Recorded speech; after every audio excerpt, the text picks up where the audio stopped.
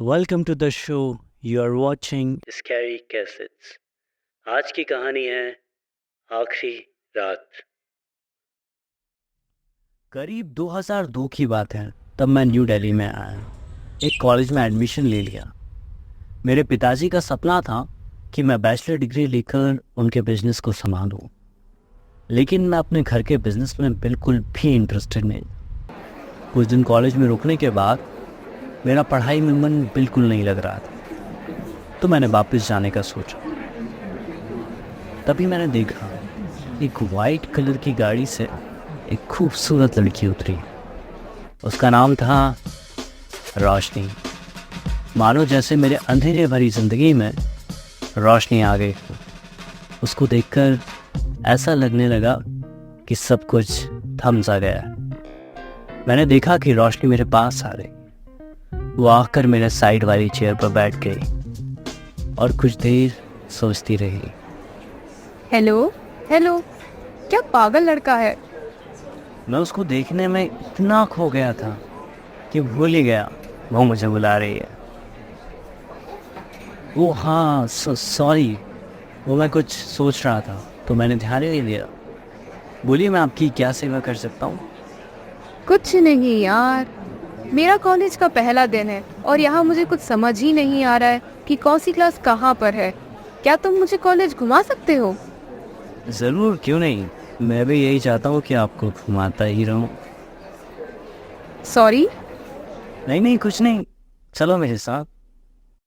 फिर मैं और रोशनी कॉलेज में घूमने लगे। मैंने उससे कॉलेज के बारे में बताया, अपने बारे में, और सब कुछ बताया। और उस टाइम हमारी दोस्ती हो गई। अगले दिन उसने मुझे कॉल किया। मैंने उसका कॉल पिक किया और उससे पूछा, क्या मैडम सुबह सुबह कॉल? क्या बात है, रहा नहीं जा रहा क्या मेरे बिना? लेकिन इसमें गलती तो हमारी नहीं है। मैं हूं ही इतना हैंडसम कि अगर कोई एक बार मुझसे मिल ले तो मुझे भूलना इतना आसान नहीं है। अच्छा अच्छा, मैंने इसलिए कॉल किया था कि कल जो तुमने मेरी हेल्प की थी, मैं तुमको थैंक्स बोलना तो भूल ही गई। तुम शाम को कॉलेज के बाग में मुझसे मिलने आ सकती हो? क्यों नहीं, क्यों नहीं, आपने बुलाया और बंदा हाजिर है। रोहित, तेरी तो लॉटरी लग गई शाम को यार, क्या बात है। ओहो, तुम कितने एक्साइटेड हो जाते हो बात बात पे। मैं सिर्फ तुम्हें थैंक यू बोलने के लिए बुला रही, बस और कुछ नहीं। ज्यादा ख्याली पुलाव मत पकाओ अपने दिमाग में। ठीक है, मिलते हैं शाम को, बाय। हम दोनों की बात खत्म हुई। फिर मैं पलंग पर लेट गया और लेटे लेटे पता नहीं क्या क्या सोचने लगा, और सोचते सोचते नींद लग गई। फिर मेरी नींद रात को 8 बजे खुली। मैंने अपने मोबाइल में देखा तो उसमें रोशनी के 25 मिस्ड कॉल पड़े थे। मैंने तुरंत अपनी बाइक उठाई और कॉलेज के पार्क में चला गया। वहां देखा कि रोशनी अकेले पार्क में बेंच पर बैठी थी। मैंने जाते ही उससे कहा कि सॉरी रोशनी, वो मेरी नींद लग गई थी। I am really sorry. ठीक है, माफ किया। आओ बैठो यहाँ। तुम्हें पता है रोहित, मैं यहाँ 6 बजे से बैठी हूँ। मुझे पता होता कि तुम इतने केयरलेस हो तो मैं तुमसे कभी दोस्ती ही नहीं करती। फिर हम दोनों एक दूसरे के बाजू में बैठकर बातें करते रहे। वो अपनी दास्तां सुनाती रही और मैं सुनता रहा। रोहित, तुम भी तो कुछ बोलो। क्या सारी बातें मैं ही करती रहूंगी? क्या हम दोनों आज की रात क्वालिटी टाइम एक साथ होटल में बिता सकते हैं? ऐसा बोलकर मैं एकदम चुप हो गया और मुझे लगा कि बस अब तो मुझे थप्पड़ पड़ने वाला है। लेकिन उसने कहा, ठीक है, कहाँ चला है? मैंने भी झिझकते हुए कहा, यहीं पास में, करीब 10-15 किलोमीटर दूर। फिर हम दोनों उसकी कार में बैठकर जाने लगे। मैं कार चला रहा। मैं इतना एक्साइटेड था कि जैसे तैसे बस होटल पहुंचना चाहता था। क्या हुआ? तुम इतनी तेज गाड़ी क्यों चला रहे हो? ज्यादा सब्र नहीं हो रहा है क्या तुमसे? नहीं रोशनी, मेरे लिए आज की रात बहुत स्पेशल है। मैं धीरे ड्राइव करके खराब नहीं करना चाहता। हम दोनों बात कर रहे थे कि अचानक गाड़ी से कोई टकरा गया। मैंने गाड़ी रोकी और उतर कर देखा तो वहां पर अधेड़ उम्र का एक अघोरी पड़ा हुआ था, उसकी बॉडी से बहुत खून निकल चुका था। फिर मैंने कहा, दिखता नहीं है क्या?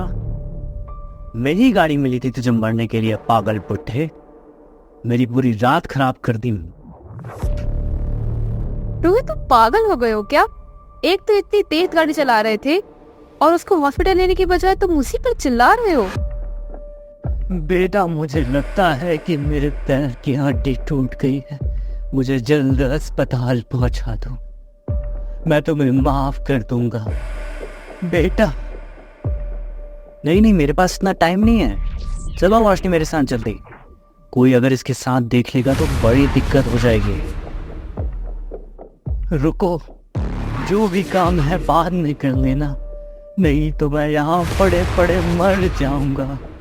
मुझे जल्दी से अस्पताल पहुंचा दो या फिर एम्बुलेंस को फोन लगा दो। मैं तुम्हारे आगे हाथ छोड़ता हूँ, बचा लो मुझे बेटा, मुझे बचा लो। अरे बुढ़े, तुझे समझ नहीं आ रहा है क्या? आज की रात मेरे लिए कितनी खास है। ऐसा कर, तू मर जा, वैसे भी तेरी उम्र ज्यादा नहीं बची है।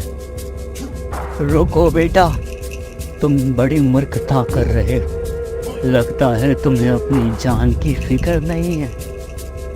देखा रोशनी, जिसका एक पैर कब्र में है वो मुझे मारने की धमकी दे रहा है। जाओ, मैं तुम्हें श्राप देता हूँ, तुम दोनों अगर एक दूसरे के नजदीक भी आए तो वो रात तुम्हारी आखिरी रात होगी। इतना कहकर साधु वहीं पर अपना दम तोड़ देता है। रोहित ये क्या हुआ? ये तो मर गया और ये क्या बोलकर चला गया कि अपन साथ मिले तो अपनी मौत हो जाएगी। रोहित चलो, मुझे मेरे हॉस्टल छोड़ दो प्लीज। अरे रोशनी, तुम डरो नहीं। पता नहीं साला क्या फूक के आया था और खुद को भगवान समझ रहा था। ऐसे कई ढोंगी आते जाते रहते हैं। तुम चलो, अपन बहुत लेट हो गए हैं, 12 बज गए है यार। फिर हम दोनों गाड़ी में बैठकर निकल गए। कुछ दूर चलकर हमें हमारी मंजिल मिल गई। वहाँ पर एक होटल दिखा। हम दोनों उतरकर होटल में चले गए। रूम की चाबी लेकर अपने रूम में गए। रोशनी अभी भी बहुत डरी और घबराई हुई। उसे लग रहा था कि कहीं साधु की बात सच न हो जाए। क्या यार रोशनी, तुम अभी तक उस बात को लेकर डर रही हो?